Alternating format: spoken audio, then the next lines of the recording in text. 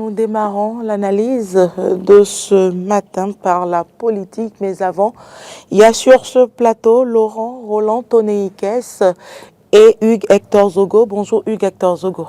Bonjour Carole, bonjour Roland, bonjour également à nos téléspectateurs, bonjour aux auditeurs de la Diaspora FM. Roland, bonjour. Carole Laï, bonjour. Hugues Hector Zogo, bonjour. Bonjour aux téléspectateurs, internautes et amis auditeurs de la 102.3. Bonjour à vous également, parce que depuis le matin, je vous ai oublié. Nous démarrons par la politique, disais-je tantôt. Élection générale de 2026 au Bénin. Le gouvernement hausse le ton face aux velléités contestataires.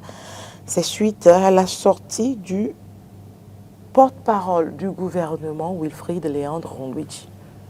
Hugues Hector Zogo.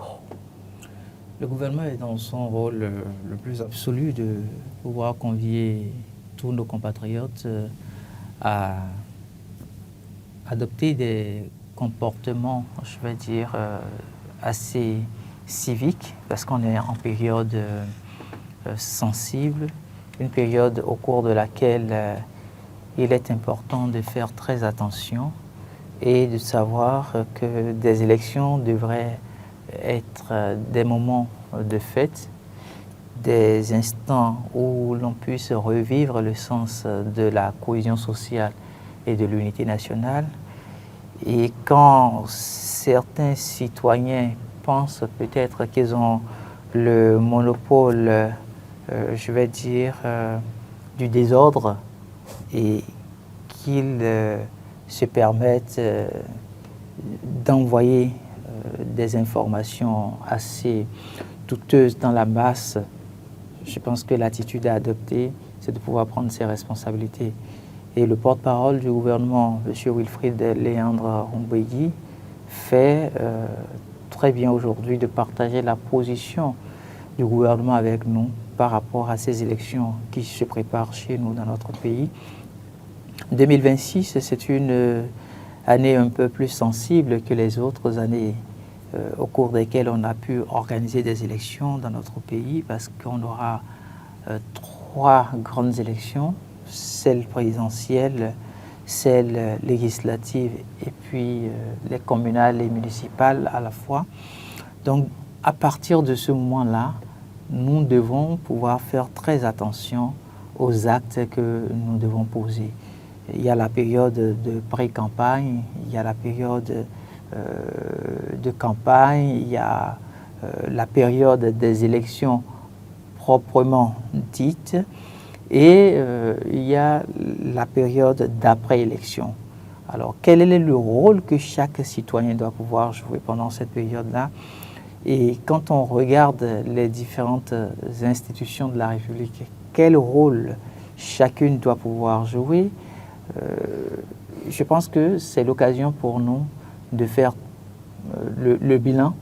Quand on prend les partis politiques également, quelle est la leçon qui est en train d'être partagée avec les militants pour permettre à ce que nous puissions avoir non seulement des élections apaisées, mais surtout des élections crédibles et transparentes. Donc la sortie du porte-parole pour moi, ça ne souffre d'aucune insuffisance, c'est tout à fait normal.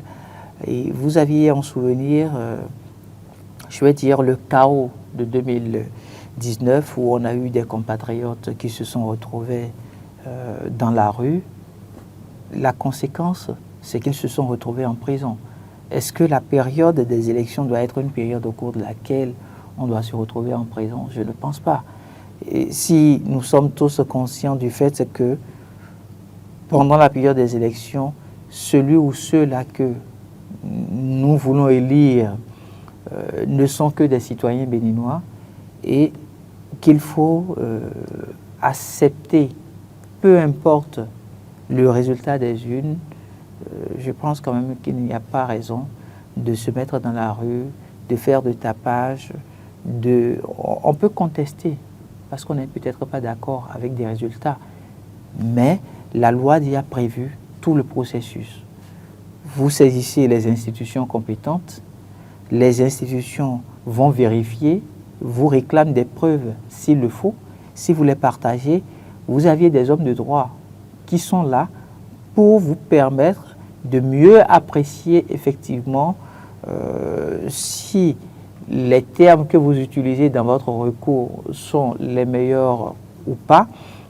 Et par conséquent, il y a la dernière délibération où on vous dit oui, vous aviez raison, non, vous n'avez pas raison.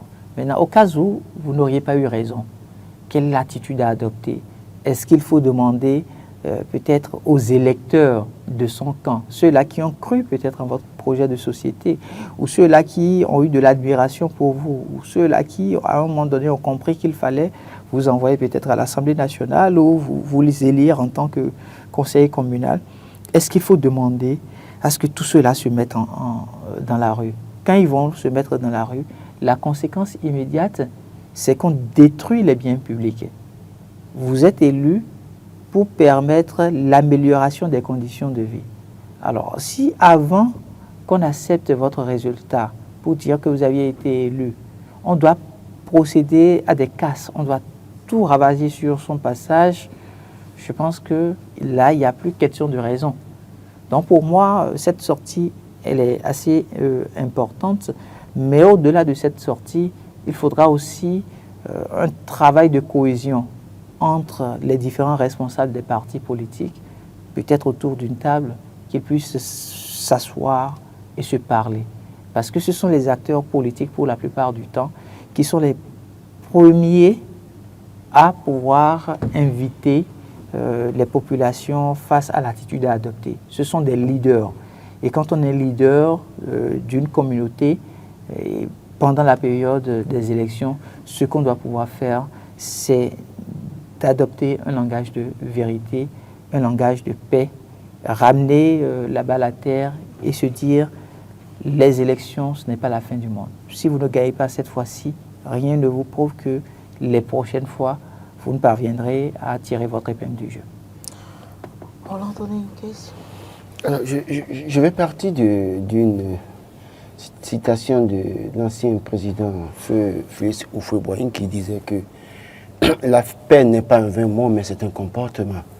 Et quand je suis les déclarations du porte-parole du gouvernement, oui, il faut appeler à la préservation de la paix, il faut poser des actes qui garantissent la paix, mais quel est le comportement que nous adoptons nous-mêmes pour préserver cette paix? Parce que quand vous appelez à la paix et que vous dites que vous allez tout organiser, et que dans vos actes, vos faits et gestes, des Béninois se sentent marginalisés, et sachant très bien que le droit à la manifestation est un droit garanti par la Constitution, c'est bien écrit dans notre Constitution que vous pouvez manifester quand vous n'êtes pas d'accord. Et donc cette manière de faire et de dire ou de penser que les gens n'ont pas le droit de se manifester ou de manifester pour réclamer leurs droits et pour réclamer en tout cas justice, je crois que c'est une manière pour moi d'intimidation d'une partie du peuple. Parce que quand on se réfère à 2019, qu'est-ce qui a amené le problème en 2019? Malheureusement, en 2026, nous avons des élections générales. Et au cours de ces élections générales, nous avons des élections de proximité. Si vous regardez bien le schéma, entre 2021 et 2019, en 2021, il n'y a pas eu pour autant de casse et de réaction de certains courants de la société, parce que c'est des élections générales. Il y a juste quelques individus dont les intérêts sont en jeu. Notamment, quand on prend les candidats, c'est 6 personnes. Par contre, quand vous prenez les élections générales de proximité communale ou législative, dans chaque communauté, chacun a son intérêt à défendre. Donc, quand je prends la 6e, par exemple, et regardez 6 personnes à positionner pour les législatives, 6 suppléants, et pour peut-être autant de formations qui vont déposer les candidatures, si c'est 10 candidatures, ça fait 6 plus 6, ça fait 12, les suppléants, fois 10. Vous imaginez. Et quand vous allez au niveau des communales, il y a quand même 9 arrondissements de la commune d'Abomey-Calavi. Et donc chaque liste va positionner 9 titulaires, en tout cas, au-delà de tout. Quand vous allez à Goudomé, c'est autour de 30 conseillers qu'il faut positionner. Donc regardez le nombre de personnes qui se retrouvent dans une situation où leurs intérêts sont en jeu. Et ce qui fait qu'à un moment donné, on n'arrive pas à contrôler parce que c'est des élections de proximité et c'est dans nos communautés que naissent parfois les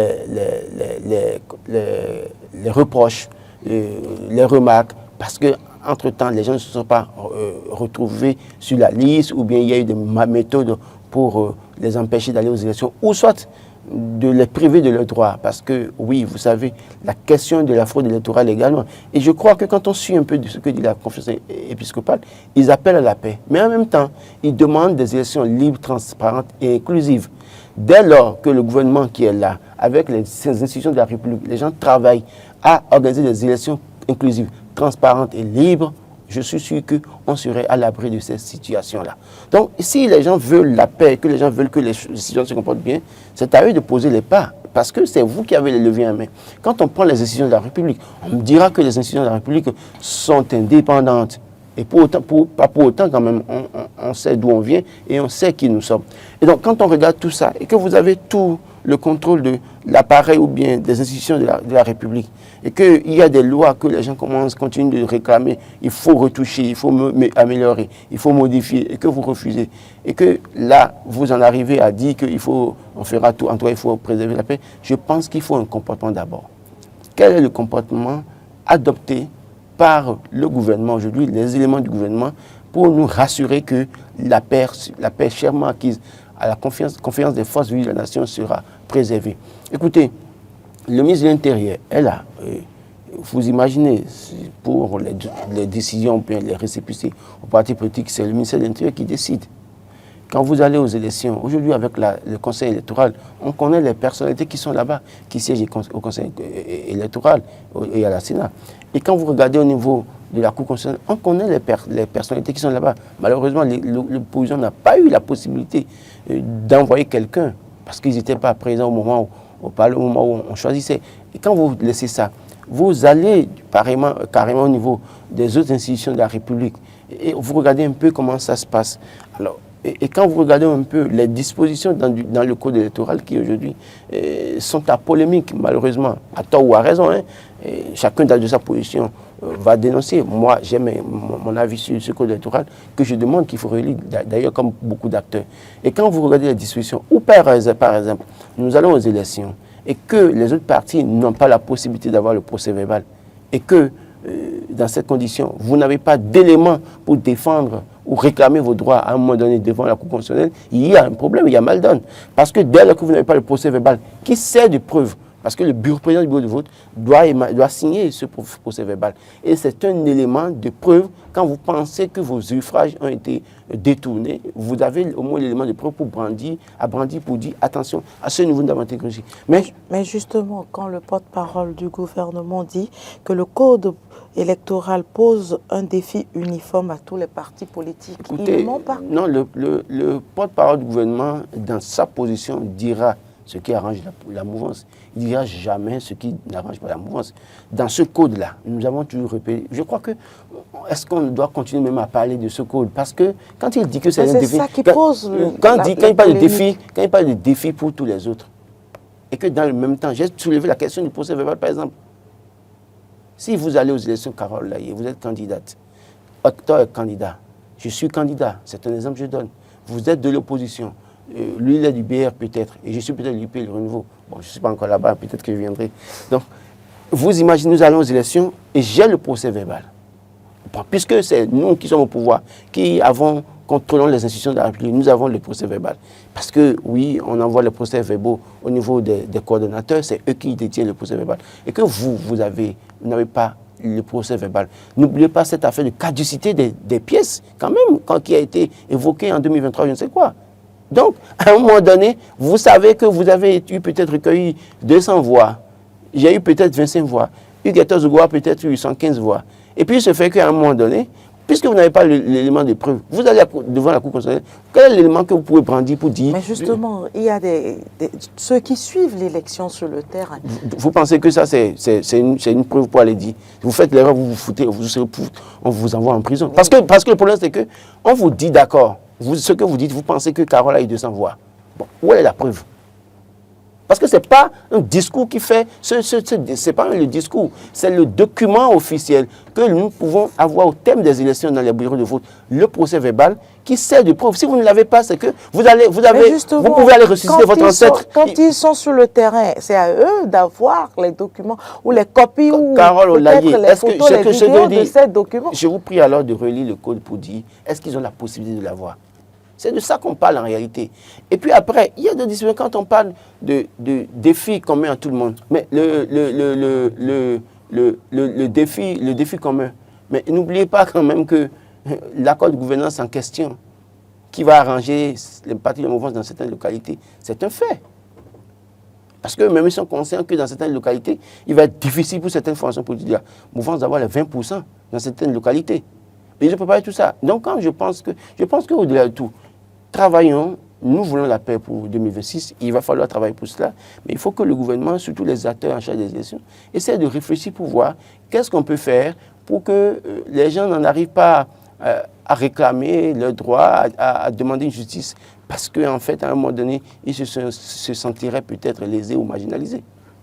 Huguetto, vous voulez rebondir? Je voudrais rebondir, commençons d'abord par les institutions de la République pour dire que nous avons aujourd'hui à la tête de nos institutions des citoyens honnêtes et responsables qui permettent à nos institutions de fonctionner de manière convenable et que nous n'avons pas un souci en termes de liberté des institutions au Bénin. Les institutions de la République du Bénin sont des institutions indépendantes. Dans la rue, on peut entendre certaines choses, mais en toute responsabilité, quand on porte un regard sur les institutions de notre pays, il faut que nous puissions quand même prendre suffisamment de gants, prendre du recul et reconnaître qu'aujourd'hui, on n'a pas de souci d'institution au Bénin. Quand je le dis, je vais aborder la question relative au procès verbal. On dit que vous prenez copie, vous faites copie du procès verbal. Et quand vous voulez faire copie d'un procès verbal, ça suppose qu'à un moment donné, vous aviez déplacé sur le centre du vote un représentant. Donc celui qui représente votre parti politique, il est là. Il suit le processus du vote du matin jusqu'au soir où on a fait la délibération.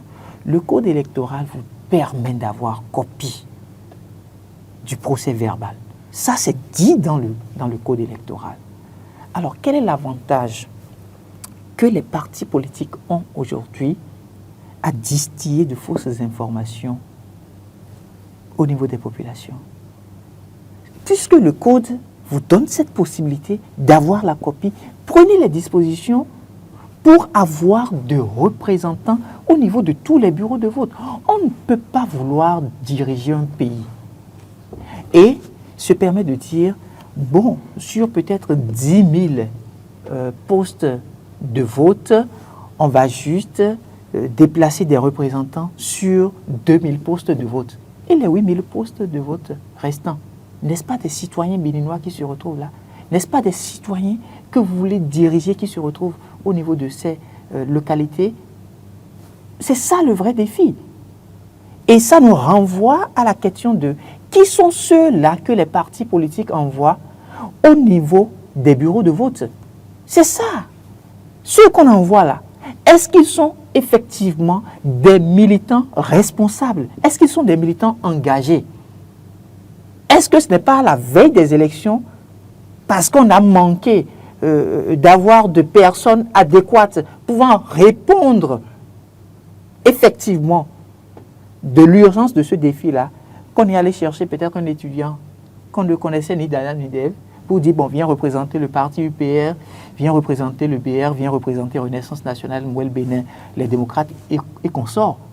Donc c'est déjà maintenant que la formation doit commencer au niveau des partis politiques. Est-ce que vous aviez remarqué aujourd'hui que les partis politiques sont en train de former leurs représentants?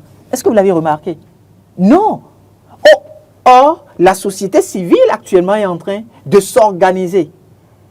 Il y a par exemple la classe électorale qu'ils mettent en place. Ils sont là sur le terrain, aujourd'hui en train de s'organiser. La société civile le fait. Mais les vrais acteurs qui vont aux élections ne savent pas qu'il faut former leurs militants à, dès que vous êtes dans votre bureau de vote, voici les comportements à adopter.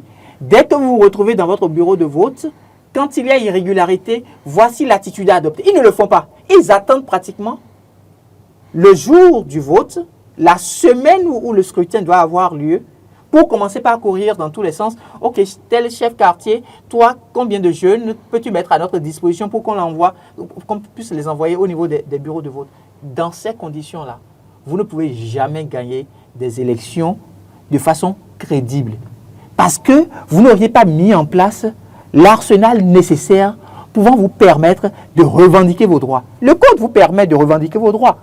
Les dispositions sont assez claires. Maintenant, si vous refusez de prendre les précautions nécessaires et qu'à la fin, ce que vous trouvez à dire, c'est qu'on ne vous a pas permis d'avoir copie du procès verbal, ça n'engage que vous.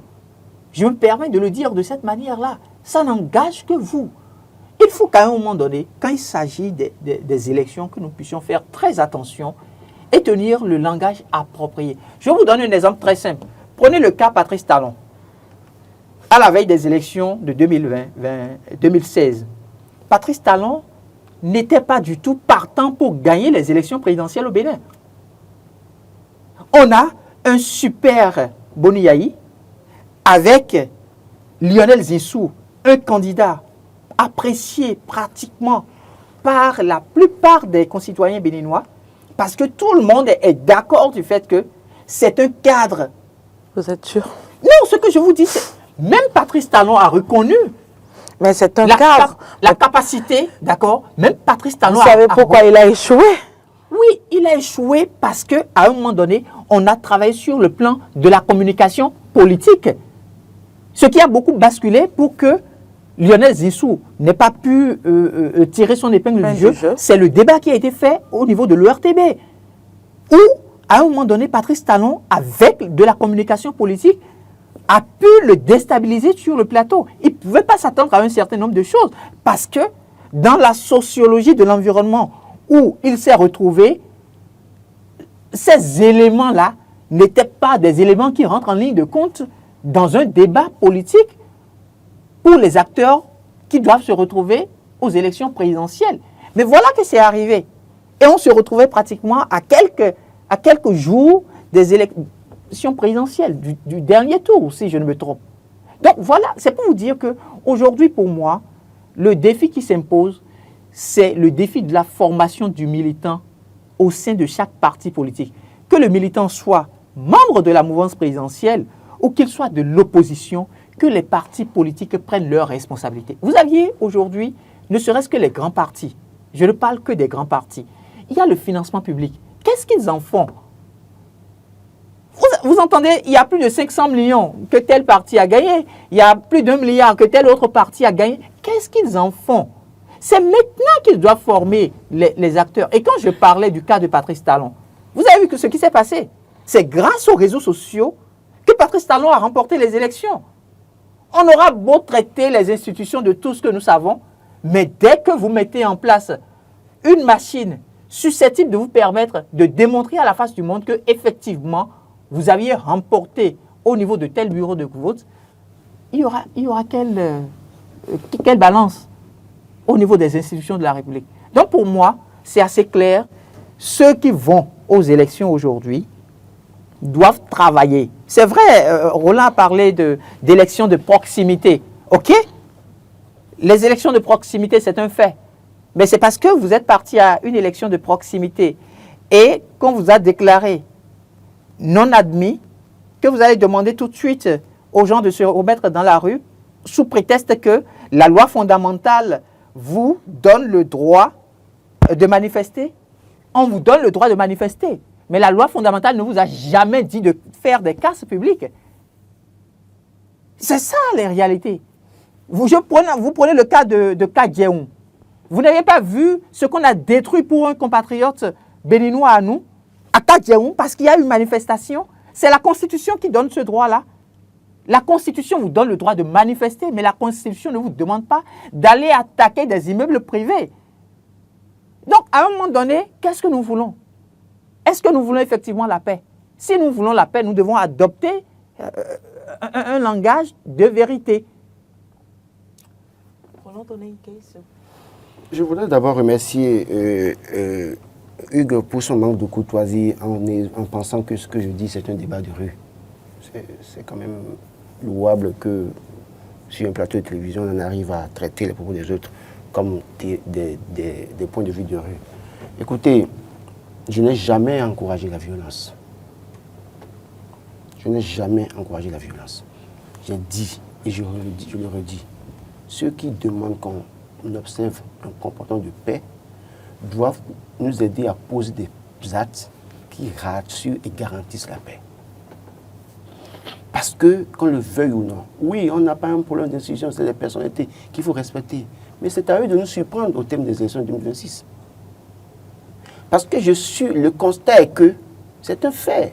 Le factuel, c'est que c'est les gens qui ont été nommés par la mouvance. À un moment donné, il peut avoir cette volonté de reconnaissance vis-à-vis de ceux qui les ont envoyés là. Mais c'est à eux, ou bien c'est à elles, ces personnalités, de nous surprendre en 2026 pour dire nous sommes au-dessus de la mêlée, nous sommes du peuple et nous prenons fait cause pour le peuple. Ce n'est pas à moi de les défendre. Il leur revient. Moi, je rappelle la situation. Il leur revient de nous prouver à suffisance qu'on peut compter sur eux. Ça, c'est un premier fait. Et quand je dis, j'ai évoqué la question de caducité des documents qui a été évoqué par la Sénat au thème des dernières élections où les gens produisent des documents où la Sénat a dit que c'est des documents caducs. Celle-là, c'est encore là, ce n'est pas moi qui ai dit. C'est les gens qui sont au niveau des institutions qui ont pris la parole, qui ont dit ça. Donc, il leur revient aussi de nous prouver leur bonne foi en 2026 en montrant que, oui, ils sont là pour le peuple, pour le grand peuple. Ils ne sont pas redevables vis-à-vis de ceux qui les ont envoyés. Et j'ai toujours l'habitude de dire, oui, à un moment donné, celui qui est le président du conseil nommé par le général Mato Kekou est celui qui a proclamé les résultats de la victoire de Boni Yayi. Et celui qui a proclamé les résultats de la victoire de Patrice Talon, c'est le président du conseil envoyé par Boni Yayi. Donc, une fois encore, on appelle ces personnes-là à une sorte d'intégrité pour comprendre que le Bénin, après tout, le Bénin est au-dessus de tout. Alors, quand je continue de dire ça, je reviens sur la situation dans les bureaux de vote. Écoutez, le droit à la manifestation que j'ai dit, garanti par la Constitution, c'est quand même clair. Est-ce qu'aujourd'hui, les gens ont la possibilité, rien, je ne dis pas d'aller faire des casses, mais est-ce que rien que pour dire non, on n'est pas d'accord, voilà ce qui s'est passé, est-ce qu'aujourd'hui c'est possible? Ce n'est pas possible. Et pourquoi ce n'est pas possible? Véritablement, il faut sensibiliser les compatriotes sur des actes de vandalisme pour leur dire que ce n'est pas bien. Mais on ne saurait peut-être empêcher les gens d'organiser une marche, par exemple, pour dire « Ah, tel que ça s'est passé, on n'est pas d'accord ». Toutes les marches qui ont été prévues, qui ont été réprimées ou bien qui ont été interdites depuis des années, aujourd'hui, est-ce que toutes ces marches étaient prévues pour poser des actes de vandalisme? Est-ce que c'est ça? Donc, moi, ce que je dis, c'est quand même permettre quand même aux citoyens d'avoir encore la possibilité de prendre la parole et de réclamer un certain nombre de choses. Parce que de frustration en frustration, quand ça explose à un moment donné, ce n'est pas bon pour nous.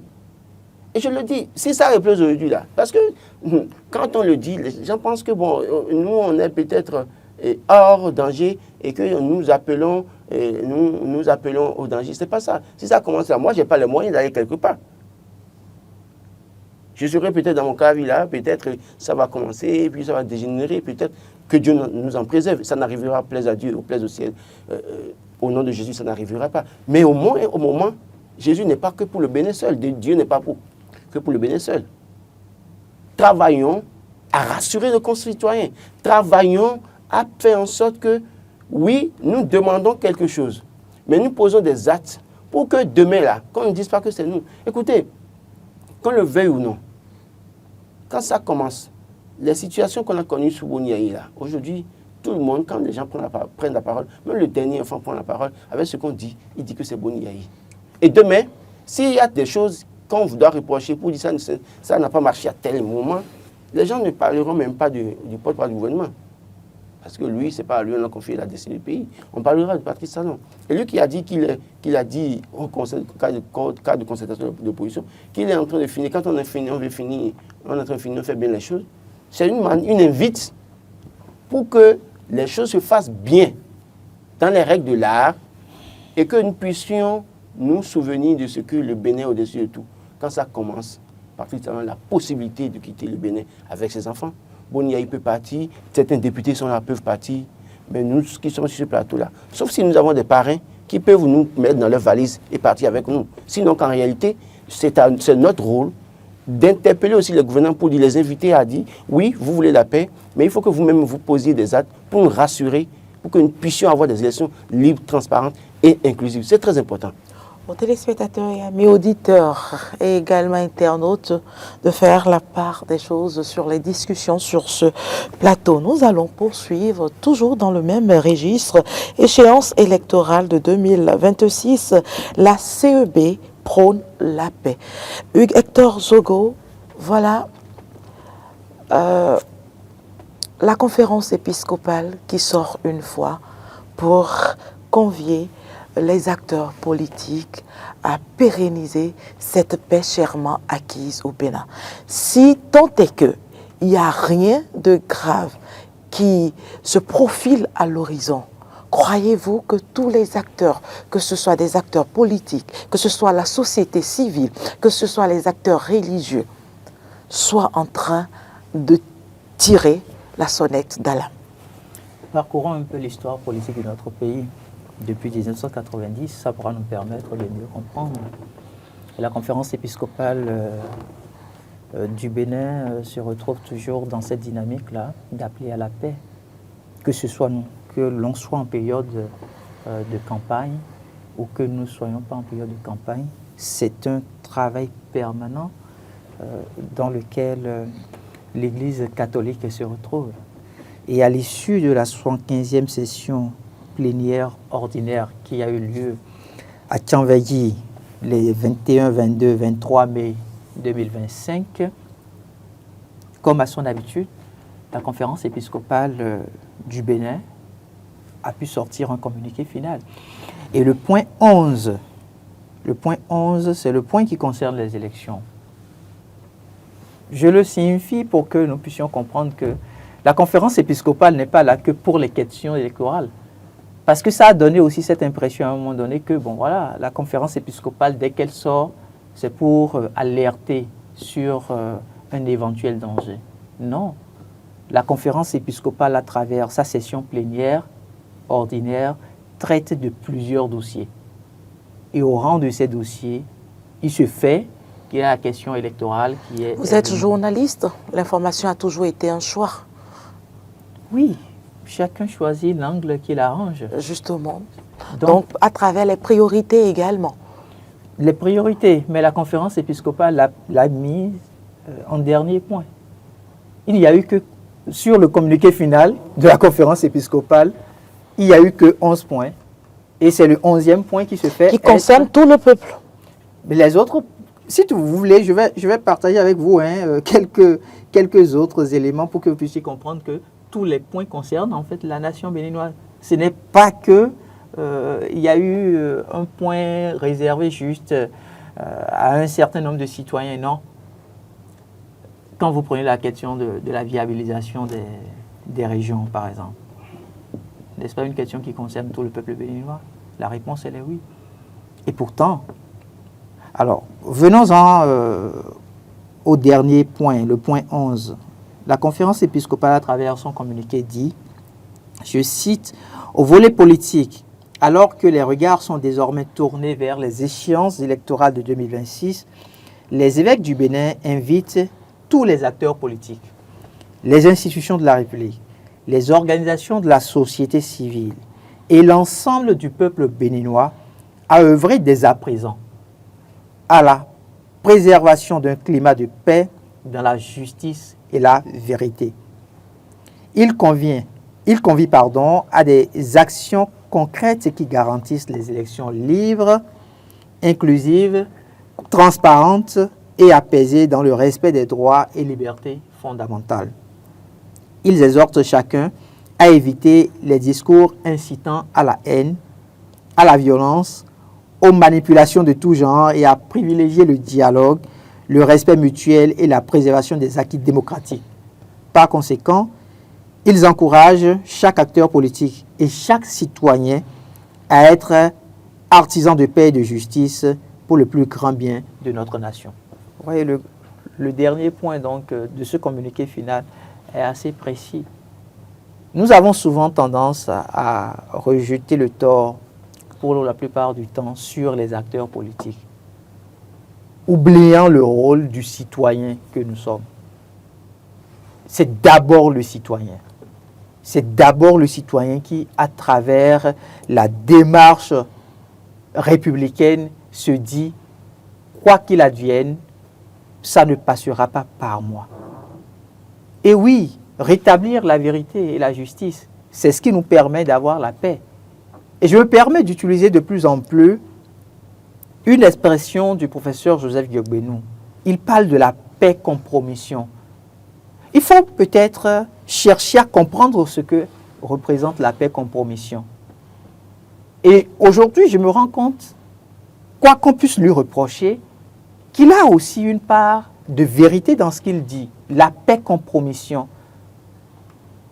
Au nom de cette paix-compromission, nous refusons d'aller à la vérité. La vérité, c'est que le citoyen, en voulant respecter le droit que lui concède la Constitution de pouvoir manifester, la vérité, c'est que l'on lui recommande aussi en tant que citoyen de ne pas aller briser les biens d'un compatriote à lui. C'est une vérité.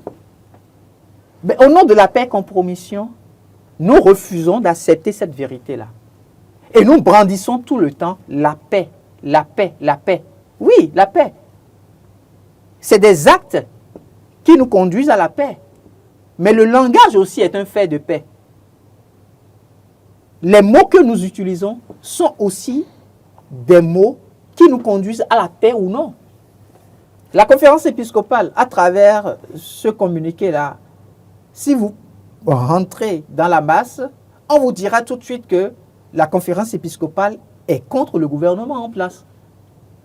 Parce que nous avons travaillé à montrer que oui, quand les évêques du Bénin prennent la parole, c'est pour décrier. Tout comme si ce n'était pas un droit. Tout comme si les évêques du Bénin, de par le passé, ne prenaient pas la parole, même quand on ne se retrouve pas en période préparatoire des élections pour parler de la paix. Chaque dimanche, vous vous retrouvez à l'église, on ne vous parlera que de l'amour. On ne vous parlera que de la paix. Mais à aucun moment, on a trouvé que ce langage-là qui est utilisé par les religieux, que c'est un langage qui va à l'encontre du gouvernement en place. Mais il suffit seulement qu'on sorte un communiqué pour dire, oui, travailler à la paix, que ce soit acteurs politiques, que ce soit institutions de la République, que ce soit citoyens, peuple entier, travailler à la paix, il suffit seulement que la conférence épiscopale le fasse. Et comme vous l'aviez si bien dit, quand ça arrange certains, ils l'exploitent à fond, suivant l'angle de traitement. Et donc, on met la conférence épiscopale en difficulté, on la met dans une posture opposante, alors que ce n'est pas son rôle. La conférence épiscopale ne s'est jamais retrouvée dans le rôle de l'opposition. La conférence épiscopale vient pour éclairer non seulement le peuple de Dieu, mais le peuple béninois entier. Dire aux gouvernants les comportements qu'ils doivent adopter pour que nous puissions vivre dans un état de paix, mais au même moment, interpeller la conscience du citoyen pour qu'il sache ce qui relève de son devoir. Nous avons tendance à penser que les autorités, eux, ils ont des devoirs et que nous, en tant que citoyens, nous n'avons que des droits. Non, nous avons des droits, mais au même moment, nous avons des devoirs. Et donc, pour moi, pendant cette période-ci, où on est en train de crier partout qu'il faut des élections transparentes, qu'il faut des élections apaisées, oui, des élections transparentes. Mais qu'est-ce que vous faites en tant que citoyen pour avoir des élections transparentes? Si vous ne vous rendez pas aux urnes, par exemple, pour voter, sous prétexte que ceux qui sont là aujourd'hui ont déjà mis en place un système et quoi qu'il arrive, ils vont déclarer les leurs candidats admis, mais vous auriez travaillé à ne pas obtenir la transparence. Jouez ce qui est de votre devoir, ce qui relève de votre mission, assumez ça. Et si vous l'assumez, laissez aussi les institutions faire leur travail, ce qui relève de leurs compétences. chacun se retrouve dans son camp. Nous, en tant qu'acteurs des médias aujourd'hui, on est en train de travailler à non seulement sensibiliser, mais à faire ressortir aussi les limites. Pour que demain, on ne puisse dire, mais personne n'en a parlé. Donc, pour moi, aujourd'hui, le communiqué final de la conférence épiscopale des évêques du Bénin, ce communiqué final-là nous renvoie à ce que je peux appeler la responsabilité. À un examen de conscience. À un examen de conscience, que chacun joue ce qui relève de sa compétence. Je voudrais quand même remercier la conférence épiscopale qui se met quand même toujours au-dessus de la mêlée en nous rappelant l'essentiel. L'essentiel, c'est des comportements de paix, des actes de paix.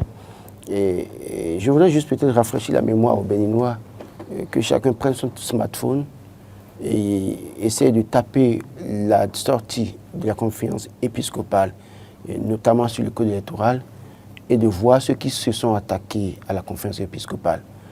Ce n'est nullement les opposants, mais on sait que dans quel camp les gens ont eu de réaction en attaquant la conférence épiscopale, en traitant les évêques de tous les noms.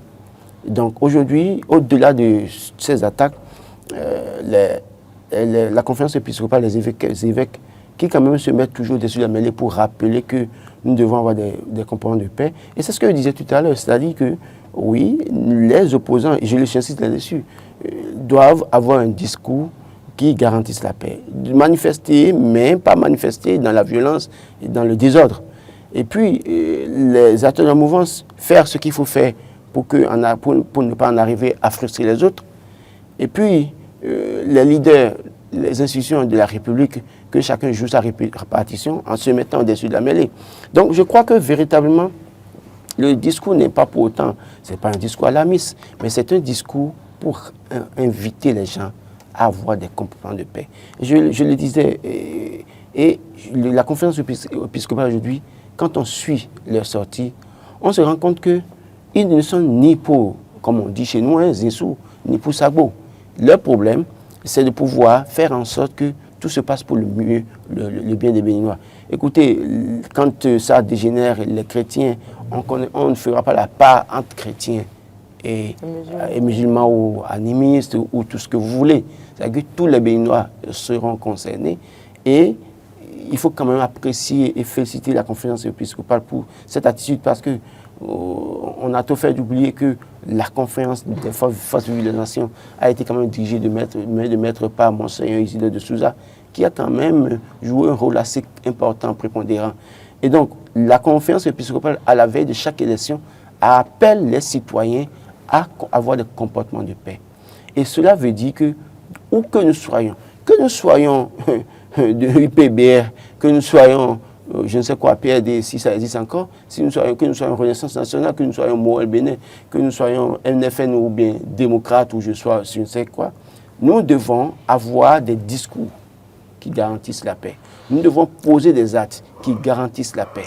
Maintenant, il revient aussi à ceux qui ont les leviers en main aussi de faire en sorte que ceux qui ont un discours de paix soient davantage concernés, en tout cas leur doléance soit davantage prise en compte pour que nous puissions en tout cas, éloigner de nous cette situation de stress ou bien de panique, malheureusement. Parce qu'à la veille de chaque élection, ce n'est pas que 2026. Hein. Quand on regardait 2016, là, tout le monde disait, mais comment ça va se passer? Patrice Talon, Boniaï face à son ennemi juré et qui veut prendre les élections. Et s'il perdait les élections, qu'est-ce qui va se passer? On a eu ça, hein? Donc, 2019, on a eu ça, 2020, 2021, 2023, on a eu la même chose. Donc, là maintenant encore, les Béninois ont les yeux braqués sur les autorités, que ce soit au niveau de l'État, que ce soit les institutions de la République, mais également ont les yeux rivés braqués sur les opposants aussi pour dire qu'est-ce qu'ils vont dire, qu'est-ce qu'ils vont faire, comment ça va se passer. Et alors, dans cette situation où les Béninois se posent des questions, il y a juste les acteurs politiques qui ont la possibilité d'organiser les élections aujourd'hui, qui ont les leviers en main, de faire en sorte que les Béninois les célèbrent aujourd'hui et demain. Merci Roland Tonei-Ikes, merci Hugues Hector Zogo pour ces analyses.